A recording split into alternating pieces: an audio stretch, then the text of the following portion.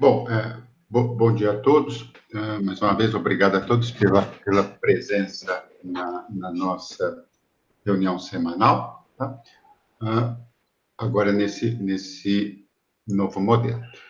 Hoje nós teremos a apresentação do professor Júlio César Rosa Silva, que é professor do setor de endoscopia ginecológica e cirurgia ginecológica do nosso departamento. Atualmente, ele é o vice-chefe do departamento também. O Júlio vai conversar um pouco com a gente sobre os aspectos principais envolvidos no manejo de paciente cirúrgica e ginecologia, agora nesse período da pandemia. Tá? Júlio, muito obrigado por ter aceito participar da nossa reunião e fazer essa palestra para todo o departamento. A palavra está com você. Obrigado, Francisco. É um prazer estar falando mais uma vez aqui no departamento e principalmente de um tema que tem suscitado tanta dúvida e tanta impacto na nossa vida do dia a dia, né? Eu vou colocar no modo para apresentar aqui.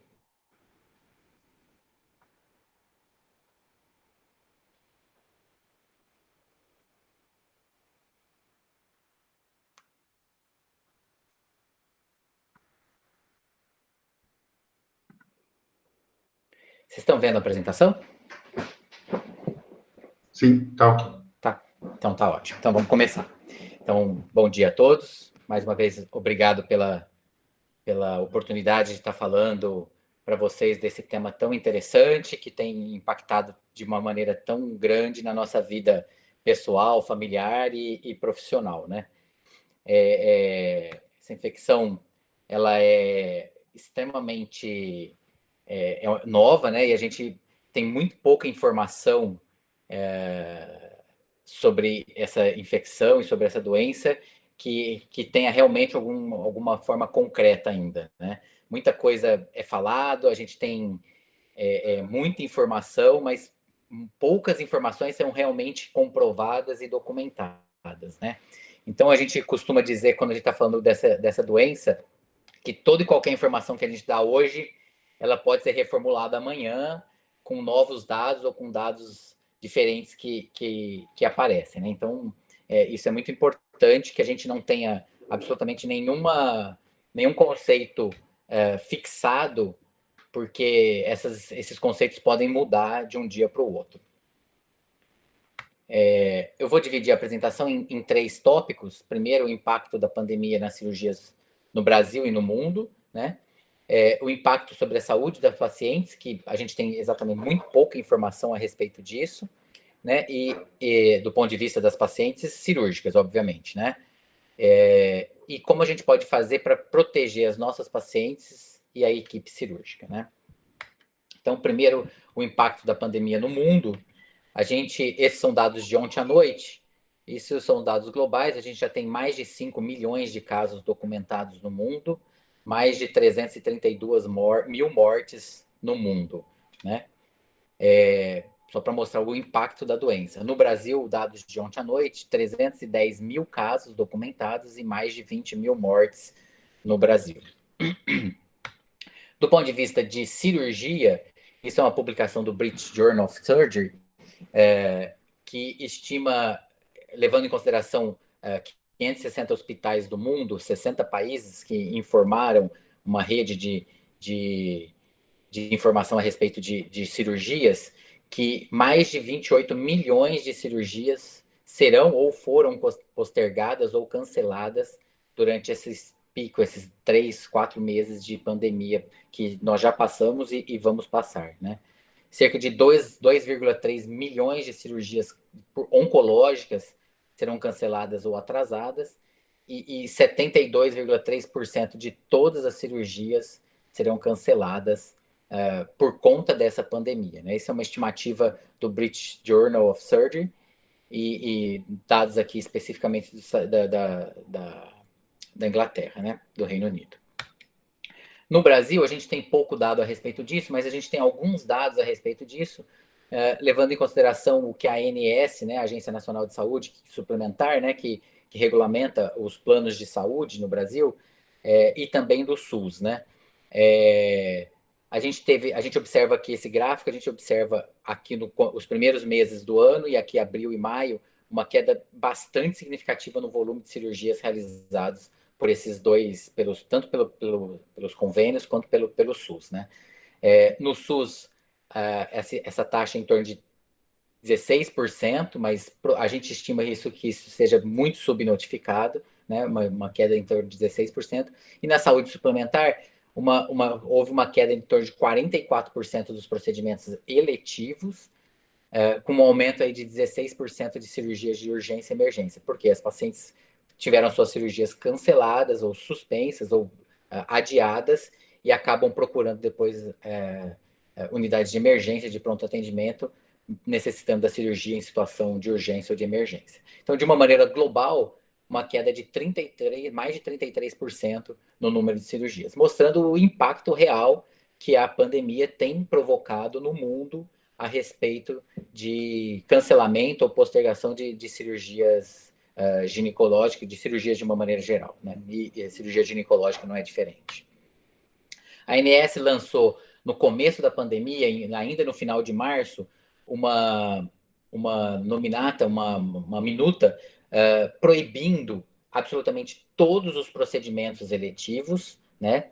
Essa minuta foi logo corrigida, né? Porque eles perceberam que realmente não poderiam ser todas as cirurgias eletivas, porque dentro das cirurgias eletivas existem cirurgias oncológicas, existe uma série de cirurgias que poderiam trazer malefício à saúde da paciente. Eles perceberam que eles não poderiam suspender todos os procedimentos eletivos. Então, logo no começo de abril, eles suspenderam a resolução anterior que proibia todos os procedimentos cirúrgicos eletivos no Brasil e colocaram que seria as cirurgias eletivas consideradas essenciais estavam liberadas, mas que eles recomendavam que toda cirurgia eletiva fosse postergada ao máximo para evitar esse período da pandemia. Então, essa é a minuta da ANS, que alerta que os cuidados de saúde não podem parar, né? A gente não deve parar os cuidados da saúde, porque isso, com certeza, terá um impacto na saúde coletiva das pessoas. Cirurgias eletivas não essenciais devem ser adiadas, isso é uma das resoluções dessa nota técnica, né, da Anvisa, junto com a ANS. Então, cada serviço de saúde de equipe cirúrgica deve revisar cuidadosamente quais são os procedimentos eletivos, com o objetivo de minimizar e adiar ou cancelar cirurgias eletivas não essenciais, né? E foram consideradas cirurgias eletivas aquelas que data facultada pelo paciente, né? Que foi o paciente ou a equipe cirúrgica que definiu a data, não é a doença que define a intervenção cirúrgica, a data da intervenção cirúrgica, e que não se enquadra em nenhuma dessas classificações, né? Cirurgias de emergência, que são aquelas que devem ser realizadas até 1 hora, de urgência, que devem ser realizadas em até 24 horas, ou urgência eletiva, que devem ser aquelas realizadas dentro de 2 semanas, e a chamada eletiva essencial, que devem ser realizadas entre 3 e 8 semanas. Essas cirurgias, elas podem e deveriam ser mantidas nesse período de pandemia. Ao mesmo tempo, várias entidades no mundo inteiro ligadas à questão cirúrgica, ginecológica ou não ginecológica, lançaram resoluções e declarações, statements, a respeito de cirurgia eletiva, né? Então, no começo de abril veio essa de várias entidades americanas em conjunto, né? Dizendo que toda paciente que para a cirurgia deverá ser testada para o COVID previamente, que existem riscos de falso negativo para o teste, que mulheres sem exame deveriam ser consideradas potencialmente positivas, né, até que se prove o contrário, e que uma anamnese, exame físico e teste laboratorial, e em algumas situações a tomografia de tórax deveria ser lançada mão para ver o prognóstico e definir se realmente aquela paciente deveria ou não ser operada nesse momento de pandemia. Existem inúmeros. Eu tive a curiosidade de buscar, não sei se vocês já tiveram a curiosidade. Se você colocar no PubMed a palavra Covid-19, você vai ver mais de 12 mil publicações de janeiro de 2020 até o presente momento. Mais de 12 mil publicações foram feitas. E várias a respeito de cirurgia ginecológica ou cirurgia geral eletiva ou não, e em que situações deve se colocar ou não. Então, assim como essa declaração dessas entidades, tem inúmeras outras colocando quando a cirurgia deve ou não ser realizada em situação de eletiva e quando se tiver que fazer, o que você deve ter de cuidado com essas pacientes. Bom, a segunda parte da aula é a respeito do impacto sobre a saúde das pacientes, né? E nesse aspecto a gente tem muito pouco dado. A gente tem um único estudo chinês que demonstrou, no pico da pandemia na China, eles publicaram uma série de casos mostrando que em 34 pacientes operadas durante o período de incubação da Covid, quer dizer, pacientes que não sabiam que estavam infectadas, né, ainda não manifestavam sintomas, elas apresentavam, a maior parte, uma média de 55 anos, 58% delas eram mulheres, todas com cirurgias eletivas, ou oncológicas, ou ortopédicas, e todas desenvolveram sintomas da Covid no pós-operatório imediato. E o que chamou atenção nessa série de casos é a gravidade dos casos, né? 44% dessas pacientes, dessas 34 pacientes, 44% necessitaram de UTI e 20% morreram. Quer dizer, porcentagens muito, muito acima da média da doença. Então, o que eles aventaram com esse estudo, com essa série de casos? Eles aventaram que, possivelmente, a cirurgia poderia potencializar os efeitos infecciosos do vírus. E que, por isso, eles recomendavam que todas as cirurgias eletivas não essenciais devessem ser postergadas e que todas as pacientes, mesmo assintomáticas, deveriam ser testadas previamente à cirurgia para evitar esse tipo de complicação da doença. É o único estudo que a gente tem, é a única publicação.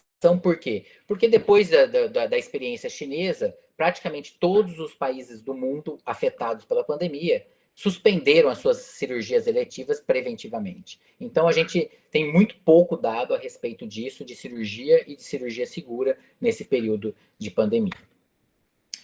A terceira parte do estudo é a respeito da proteção, que é onde a gente vai gastar um pouco mais de tempo, para proteção para paciente, para equipe cirúrgica, o que a gente deve fazer para minimizar os danos às nossas pacientes e à equipe cirúrgica.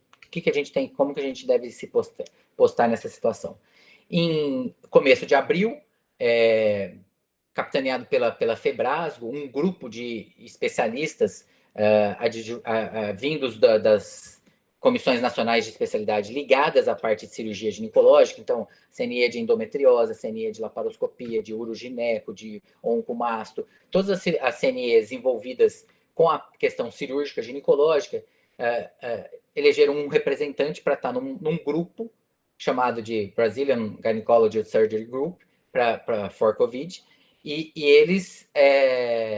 a gente reunido tentou estabelecer boletins e declarações da Febrasgo a respeito da infecção e cirurgia ginecológica. Então, dia 16 de abril saiu o primeiro boletim a respeito disso, tentando alertar. Essa semana sai o segundo boletim, que está mais relacionado à parte de como testes sorológicos e PCR, quando e como utilizar nas pacientes pré-cirúrgicas. E um terceiro boletim sai até, provavelmente, na outra semana, a respeito de cuidados pré, intra e pós-operatórios, se a gente precisar realmente realizar alguma cirurgia ginecológica. Então, esse grupo tem trabalhado bastante. Essa é uma publicação internacional que a gente publicou um editorial no JMIG, desse grupo, né, desse grupo da Febrasgo. Esses boletins e esse grupo tem trabalhado em cima de algumas questões, né? Algumas questões que nós vamos responder. O que é o Covid? Nós não vamos perder tempo com esse tópico, nós já tivemos uma aula do professor Benedito a semana passada, a Silvana, todos já explicaram exatamente o que é e como é essa infecção. Nós vamos ficar mais naquilo que importa do ponto de vista de cirurgia ginecológica, né? Então, a primeira pergunta importante é quais são os principais mecanismos conhecidos de transmissão. E a gente sabe que a transmissão principal é através de pessoa a pessoa, de gotículas de saliva, de perdigoto, de tosse, de catarro, de secreção através de pessoa a pessoa. Contato pessoal, então, próximo, toque com a mão ou com alguma parte do corpo contaminada. O contato de superfície, de objetos contaminados de superfície, apesar de ser plausível biologicamente, ainda é questionável. Ainda é questionável se realmente deve ou não. As pessoas têm até medo de falar isso, porque as pessoas passariam a não se preocupar tanto com a questão de higiene e saúde, mas ela ainda é uma questão duvidosa. Ontem ainda o CDC lançou um boletim explicativo mostrando que ainda existe essa dúvida a respeito se essa contaminação com superfícies contaminadas ela é possível mesmo ou não. E do ponto de vista cirúrgico, o que é importante para a gente? É importante saber se existe contaminação com o contato do sangue do paciente, né, uma possível contaminação, e com outros fluidos, né? Apesar de ser potencialmente ou biologicamente plausível essa ideia de que possa existir a contaminação, a grande maioria dos virologistas não acreditam que isso possa acontecer, porque o vírus ele tem uma preferência pelas vias aéreas da paciente, né? Então, ela é possível, mas ainda não está muito bem documentado. E com relação a outros fluidos orgânicos, também é a mesma coisa. Já foi detectado em pacientes na China 30% de detecção de vírus em fezes, né, das pacientes, e por isso é possível que a gente tenha vírus detectável em outros fluidos orgânicos. Já tem uma descrição também de um relato de caso de presença do vírus no fluido peritoneal da paciente, que foi um paciente masculino que foi submetido a uma laparoscopia e foi colhido o fluido peritoneal e foi detectado a presença de vírus no fluido peritoneal. Então, existe esse potencial transmissão através de outros fluidos de sangue, mas que ainda não está documentado se realmente, do ponto de vista prático, na prática, isso pode se concretizar. Lembrando que o período de incubação do vírus é em torno de, a média de 5 dias, mas que pode chegar até 14 dias, que a transmissibilidade das pacientes, ela pode ocorrer até 7 a 10 dias após o início dos sintomas, né? As pacientes ainda estão transmitindo, né? E que essa transmissão, ela ainda, apesar de ser plausível, também ainda existe dúvida se a paciente assintomática poderia estar transmitindo realmente ou não. Então, antes de aparecer os sintomas, se ela também pode estar transmitindo ou não. É possível, já foi detectado pacientes assintomáticas que transmitiram a doença entre os seus contactantes, então isso é bem possível. Por isso a gente precisa tomar muito cuidado com a paciente que a gente vai operar e está assintomática. Então, a gente não tem informações ainda a respeito disso, né? E quais testes a gente deve lançar mão? Então, a gente tem basicamente hoje, levando em consideração esse painel imunológico do SARS-CoV-2, no período agudo da infecção, né? Então, entre o terceiro e o sétimo dia dos sintomas, é o período melhor para você fazer a detecção com o RT-PCR, né? Onde você vai detectar realmente a presença do vírus, né? Mas ele é detectável até 10, 12 dias após o início dos sintomas, você ainda pode detectar, né? A presença do vírus. E após isso, após o 12º dia, os testes sorológicos já começam a aparecer, né? Principalmente após 20 dias, onde você começa a ter elevação da concentração de IgM e IgG. Então, levando isso em consideração, esse painel imunológico da paciente infectada pelo COVID, com a doença, a gente tem que levar em consideração algumas coisas. Por exemplo, apesar da gente ter lá que o PCR é a detecção ideal, a gente tem, em média, uma sensibilidade em torno de 67%, mesmo pegando nos dias ideais para fazer esse exame, né, o PCR. Isso vai variando até 45% depois de 15 dias dos inícios dos sintomas. Os anticorpos totais variando no começo de 38% até 100% depois de 15 dias. O IgM começa aí nos primeiros dias com 29% de detecção de sensibilidade, chegando até 94% depois de 15 dias, e o IgG começando com 19% nos primeiros dias e chegando até 80% após os 15 dias de início dos sintomas. E quando que a gente vai utilizar, então, esses testes para as nossas pacientes cirúrgicas, né? Como é que a gente vai manejar essas pacientes cirúrgicas que buscam a gente? Então, levando em consideração exatamente toda essa sensibilidade, período em que você deve usar um teste, período que você deve usar outro teste, a gente idealizou esse quadro, esse quadro é adaptado tá no nosso boletim, mas ele é adaptado de uma publicação do ZAL, e que demonstra claramente para a gente em que situação a gente pode ter o PCR positivo e sorologias negativas, quando tem o PCR positivo. Então, por exemplo, se você tiver o PCR positivo e as sorologias negativas, essa paciente provavelmente está naquela janela de infecção, onde ela está aparecendo sintomas mais exuberantes da gripe, da síndrome gripal, ocasionado pelo coronavírus. Se você tiver PCR positivo, IgM positivo e IgG negativo, provavelmente essa paciente está no estágio inicial da infecção. Se você tiver todas positivas, essa paciente provavelmente está na fase ativa da infecção. Se você tiver o PCR positivo, IgM negativo e IgG positivo, essa paciente provavelmente está no estágio tardio da infecção. Se você tiver já o PCR negativo e IgM positivo, possivelmente essa paciente está no estágio inicial e esse PCR é um falso negativo, né? Porque ele deveria estar positivo também. Se o PCR estiver negativo, IgM negativo e IgG positivo, essa paciente provavelmente teve a infecção no passado e já está recuperada e manteve a imunidade com o IgG. Se você tiver o PCR negativo e o IgM e IgG positivo, essa paciente provavelmente está no estágio de recuperação da infecção, ainda, mas no estágio final da infecção e recuperação, e esse PCR pode ser um falso negativo. Então, baseado na história natural da imunologia da paciente, da presença do vírus, tem esse quadrinho que facilita muito a gente a interpretar os nossos resultados, quando é possível você realizar tanto o PCR quanto a sorologia. Então, a gente idealizou um fluxograma para aquela paciente que vai internar para operar. Então, se a paciente chega no hospital para realizar uma cirurgia ginecológica e ela está assintomática, você faz um inquérito clínico, paciente, se ela está assintomática, está febril, não tem história de febre nos últimos 14 dias, não tem sintomas respiratórios atuais nos últimos 14 dias, ela é liberada para internação e na internação deve ser liberada para uma área COVID-free. O ideal, nesse momento, como vem todas as recomendações de todas as organizações e instituições internacionais ligadas à cirurgia, é que você realize o RT-PCR em todas as pacientes que serão submetidas a um procedimento cirúrgico, seja ele seletivo, urgência ou emergência.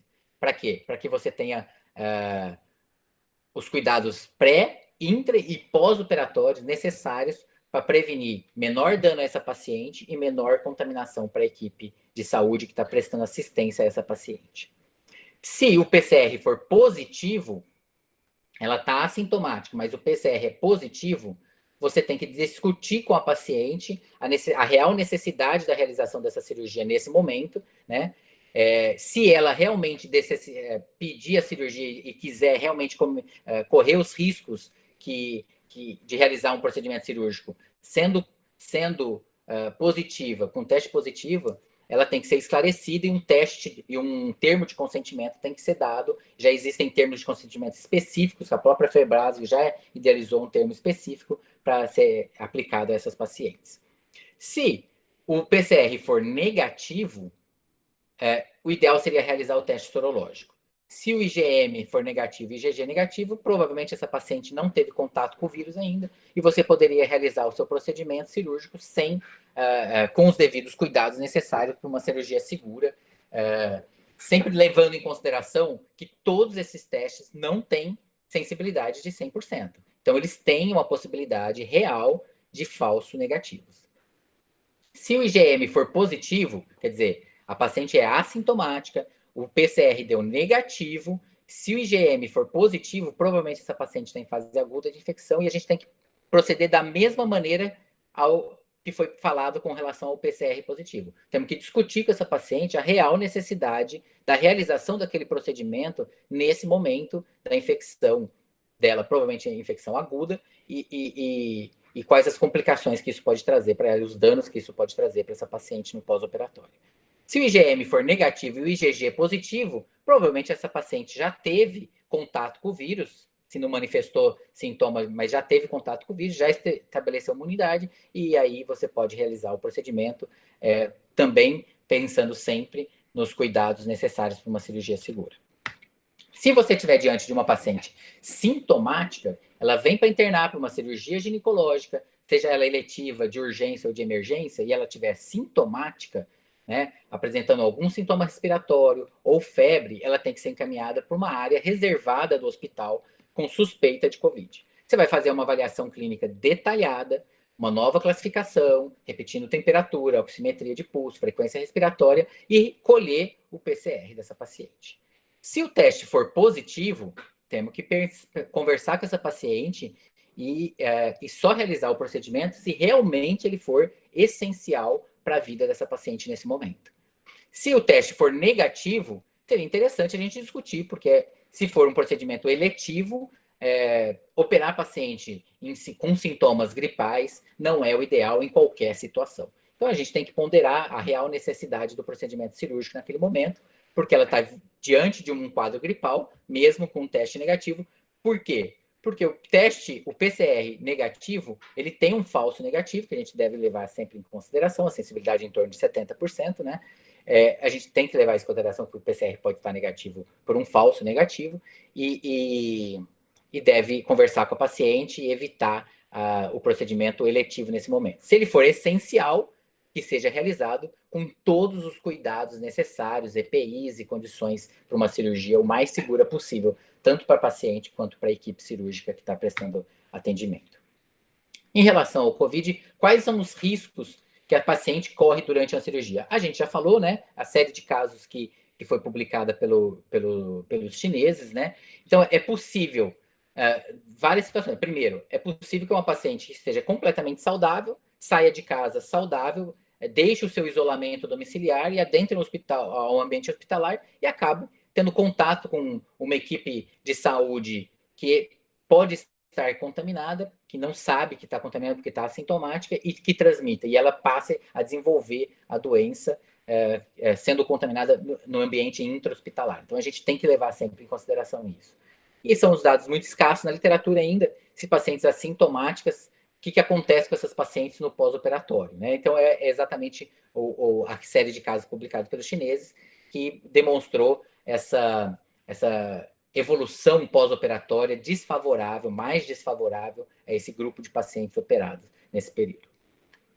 Lembrando sempre que é muito importante que os hospitais mantenham áreas COVID-free de áreas contaminadas pelo SARS-CoV-2. Quais são os riscos, então, para a equipe médica ao realizar esse procedimento nesse momento de pandemia? Então, a gente deve, para evitar e minimizar esses danos, esses riscos para a equipe médica, a gente deve testar todas as pacientes pré-operatoriamente, antes da cirurgia, usar adequadamente todos os EPIs necessários e lembrar do ato anestésico. Muitas vezes, a gente, quando discute com os cirurgiões, eles esquecem que existe o anestesista na sala também, e ele é uma pessoa extremamente importante que a gente deve levar sempre em consideração. Então, o contato do anestesista intubando ou extubando a paciente é um período mais crítico da cirurgia toda, do ponto de vista de contaminação de equipe cirúrgica. Então, o anestesista é realmente da equipe toda de que está prestando atendimento a essa paciente, a pessoa que está mais exposta à contaminação pelo coronavírus. E quais são os cuidados adicionais que a equipe cirúrgica deve tomar para evitar o contágio durante essa cirurgia? Então, existe já muito bem documentado para alguns tipos de vírus, por exemplo, HPV, HIV, hepatite, que eles estão presentes em aerosóis. Por exemplo, você vai fazer uma cauterização de uma paciente com HPV, você deve fazer a cauterização levando em consideração que aquele aerosol que decorrente da eletrocirurgia, ele pode estar contaminado pelo HPV. Então, você tem que levar todos os cuidados, usar face shield, se proteger óculos, se proteger de uma potencial contaminação. E levando em consideração esse aspecto de alguns vírus já documentados, infere-se que o coronavírus pode também ter essa via de transmissão, que seria através dos aerosóis da eletrocirurgia ou mesmo do pneu peritônio realizado durante o ato de uma laparoscopia. Mas até esse momento não existe nenhuma comprovação científica de que isso seja possível. Tá? Então, ela é plausível biologicamente, mas ainda não temos documentação, casos acontecidos de transmissão documentadas através da via da eletrocirurgia ou do gás do pneu peritônio realizado para a realização da laparoscopia. Então, recomenda-se, então, sempre que você faça uma aspiração contínua da fumaça durante a cirurgia, independente da via cirúrgica, você está usando a eletrocirurgia, que você faça uma aspiração contínua do campo, daquela fumaça, daquele aerosol que está sendo realizado, está sendo feito pela eletrocirurgia. E o sistema de aspiração deve estar acoplado a filtros que sejam capazes de segurar as partículas virais, né? Então, existem filtros cirúrgicos que são utilizados, high filtration ou ultra filtration, que conseguem oferecer mais de 99% de filtração de partículas virais, como do coronavírus, por exemplo. Esses filtros não são caros, né? Os trocáteres, por exemplo, descartáveis que existem no mercado, eles já vêm com esses filtros próprios, que é o indicado para se utilizar. Mas a gente sabe que isso, apesar de não serem caros, o uso indiscriminado em todos os procedimentos acaba levando a um gasto a mais para o sistema de saúde.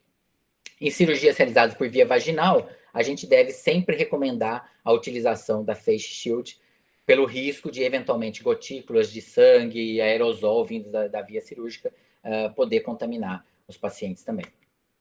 Nas cirurgias realizadas por via laparoscópica, recomenda-se, então, o uso de EPIs apropriados no momento, né? O uso da face shield, devido aos aerosóis, principalmente as válvulas do trocate. Se você não estiver utilizando esses filtros, então você deveria usar a face shield para se proteger desses aerosóis oriundos do esvaziamento do pneu peritônio ou, eventualmente, de algum vazamento desse pneu peritônio. E o sistema de filtração seria o ideal, né?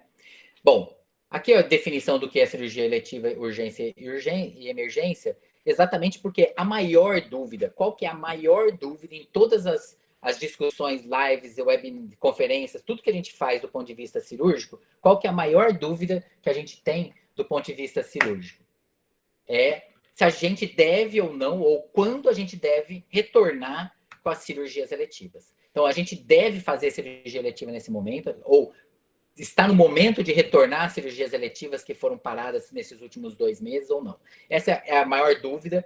Não existe um posicionamento adequado, tá? Mesmo entre os ginecologistas não existe consenso, mesmo entre os infectologistas não existe consenso. Essa semana nós tivemos um webinar da Sociedade Brasileira de Endometriose, com a presença de 2 infectologistas, o Dr. Fernando Belíssimo, daqui da faculdade, e o professor Esper Calas, da USP de São Paulo, e não existe um consenso a respeito de se a gente deve realizar a cirurgia eletiva nesse momento e quando a gente deve.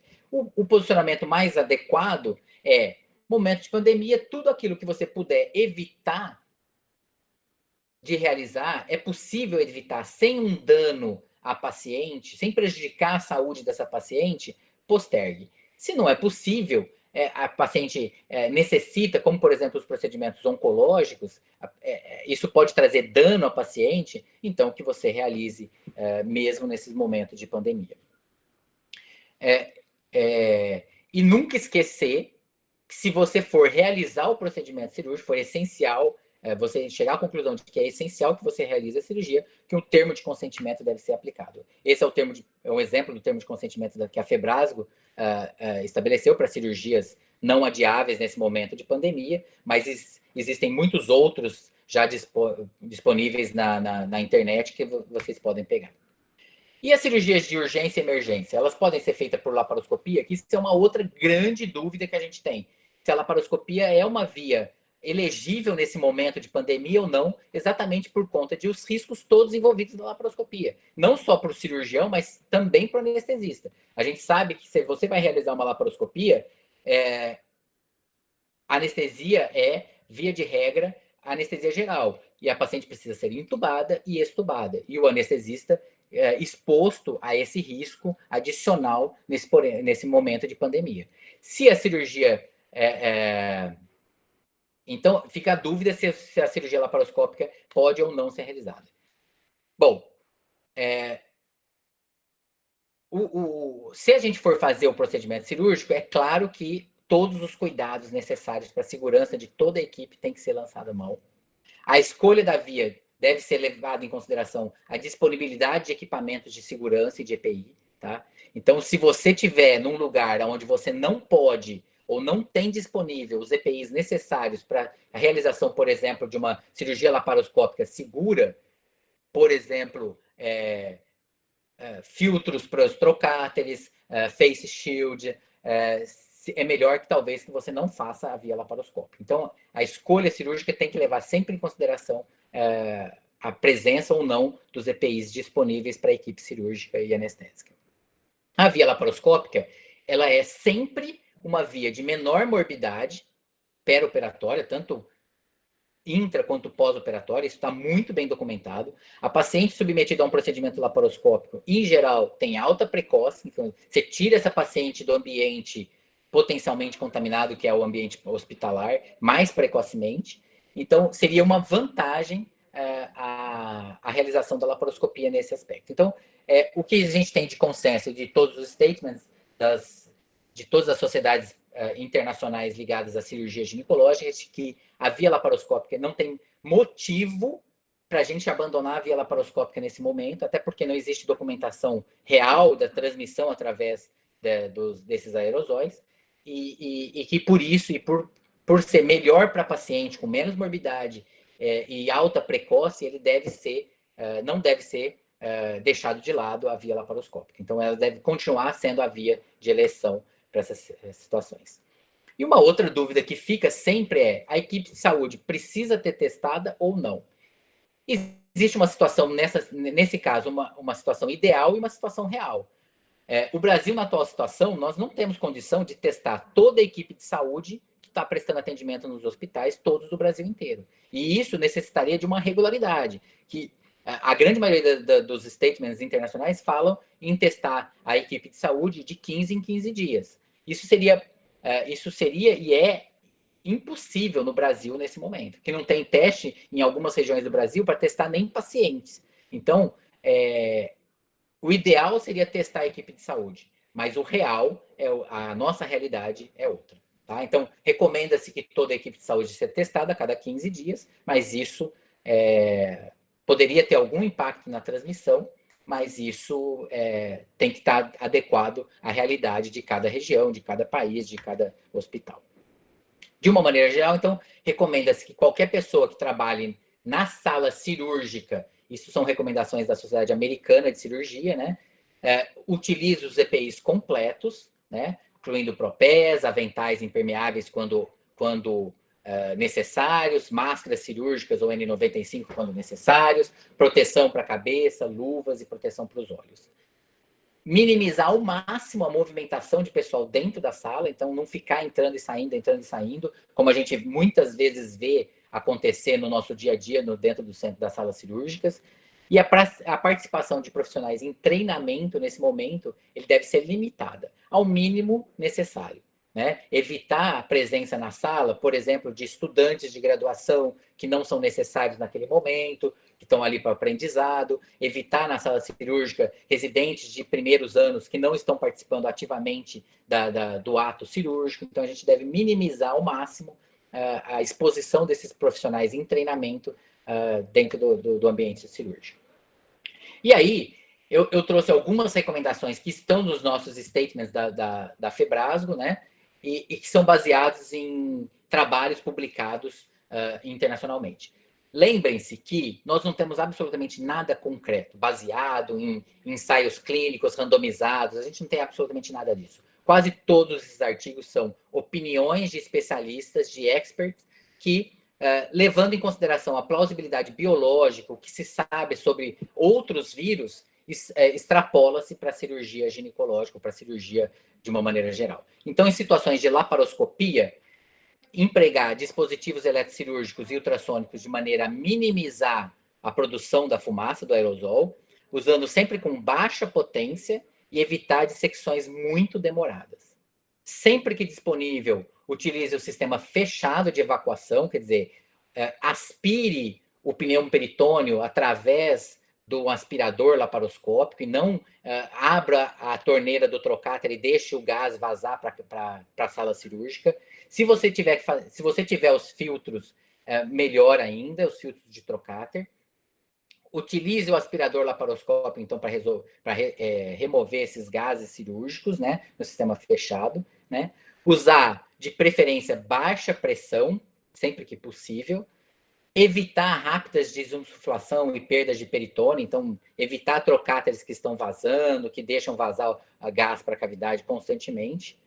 A extração dos tecidos deve ser realizada sempre com escape mínimo de CO2, tentar isso ao máximo, né?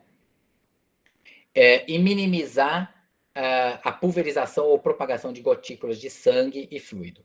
E minimizar o vazamento de CO2 nos trocáteres. Então, são maneiras de você minimizar a contaminação da sala e da equipe de saúde que está prestando atendimento a essa paciente.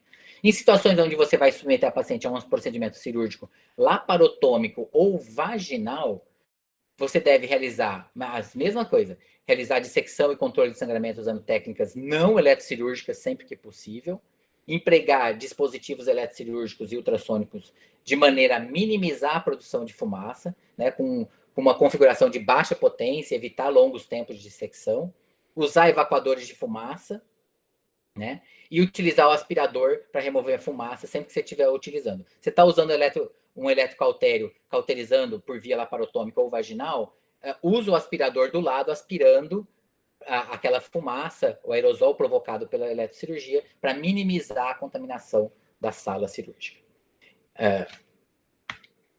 E com relação aos procedimentos histeroscópicos, mais uma vez, opinião de experts, não existe absolutamente nenhum trabalho definitivo a respeito disso, que ele fala que o risco de transmissão do SARS-CoV-2 no momento da histeroscopia, com os dispositivos eletrocirúrgicos bipolares e solução salina, ele é desconhecido, mas ele é teórico e é baixo, né? A recomendação, então, é que se use os EPIs necessários para evitar a exposição, né? Tudo que a gente falou anteriormente, que a gente continue, que a gente use também para os EPIs durante o procedimento histeroscópico.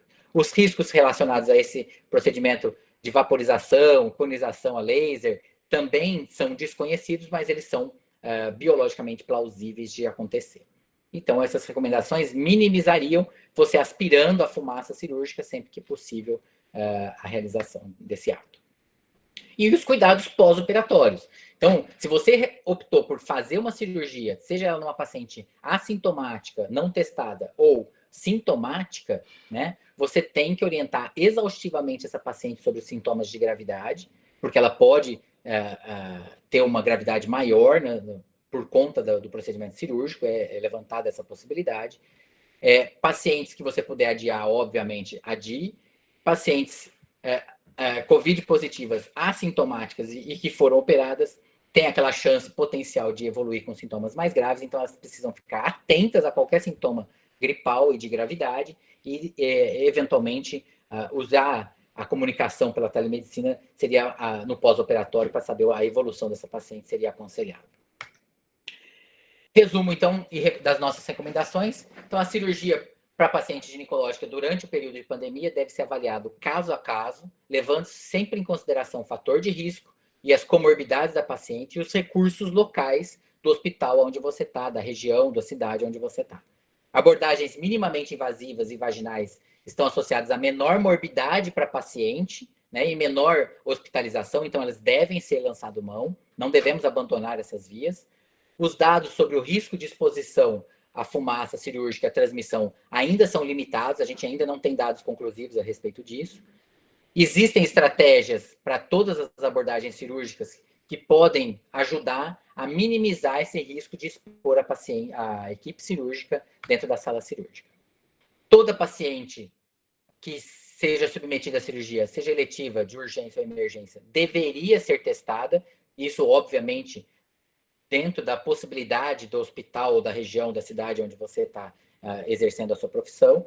Caso não seja possível a realização das testagens, né, considere todas as pacientes como potencialmente contaminadas. Deveria ser oferecido à paciente e toda a equipe cirúrgica assistencial ali de saúde os EPIs necessários que tragam o máximo de segurança para a equipe, né? E toda a equipe de saúde deveria ser testada também dentro daquela realidade de cada cidade, de cada país, de cada hospital. Isso. Então, existe um cenário ideal, existe um cenário real. O ideal seria que a gente tivesse áreas COVID-free nos hospitais, em todos os hospitais, testar todas as pacientes antes de procedimento cirúrgico, testar a equipe de saúde antes do procedimento cirúrgico, usar os EPIs completos e necessários. Mas a gente sabe que isso nem sempre é possível. Nem sempre é possível na realidade brasileira das grandes diferenças que a gente tem regionais no Brasil. Então, o cenário real é que muitos hospitais não têm áreas COVID-free, muitos hospitais não têm como testar todas as pacientes e muitos hospitais não têm nem EPI adequado para oferecer à equipe cirúrgica. Bom, essas são as referências que eu levei em consideração e eu queria agradecer a possibilidade de estar falando a respeito desse tema para todo o departamento. Obrigado.